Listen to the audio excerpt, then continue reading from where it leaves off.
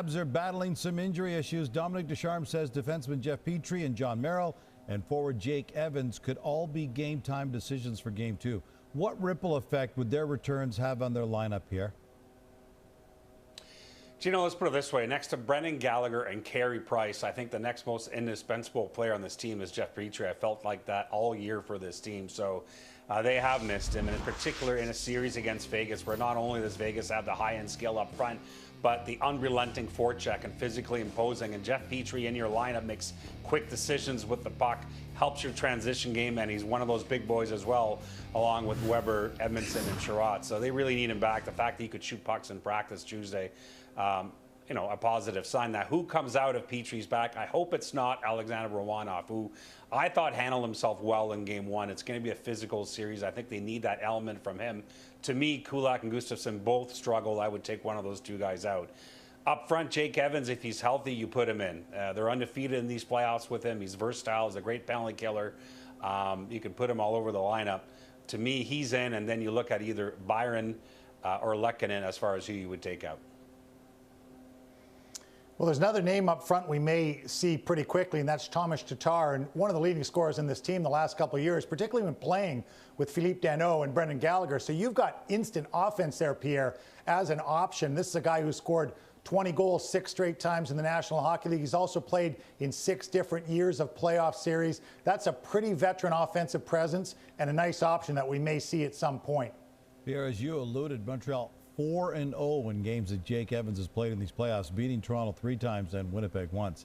Now, speaking of guys important to their team, Dave, how did Marc-André Fleury seal Montreal's fate in Game 1? So much talk before the series, Gino, about the fact that Montreal had scored first in 7 straight wins. Well, good players hear challenges, and Marc-André Fleury would have taken that coach's message and taken it right to heart and said, don't worry about the first goal. They're not going to get it. A minute in, he stops Brendan Gallagher. He stops Artturi Lehkonen. Montreal had a great start to this game. We can see the fourth line had a couple of chances in tight, and then Cole Caulfield from a bad angle, Suzuki follow, Caulfield follow. So lots of pressure and really, really strong play early by Fleury. And then Josh Anderson with the big rush off the wing before the Shea Theodore goal that gave Vegas the 1-0 lead. He was really good early. And when we talk about scoring early, not only had Montreal scored first 7 times, but look at how quickly into the game they've been scoring. They started the game the same way last night. They just weren't successful at putting one by Marc-André Fleury. Theodore's goal ended a streak of 437 minutes and 8 seconds, and Montreal didn't trail over a period of 8 games. The second longest such streak in playoff history. All right, guys, now to the most important question of the day. Which is the better wink by an iconic Montreal goaltender? Carey Price's wink after stoning Mark Stone in Game 1, or Patrick Roy's wink at the Kings' Thomas Sandstrom back in the 1993 Stanley Cup Final? Pierre?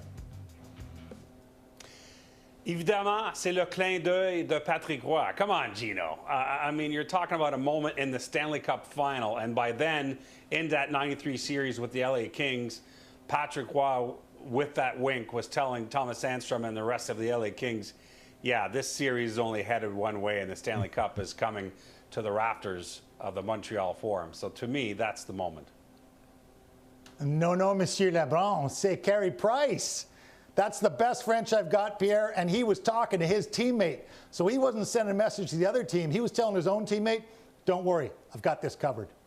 All right, fair enough. Price's next start, by the way, will be his 13th game of these playoffs, setting a personal career high for most games in a single postseason.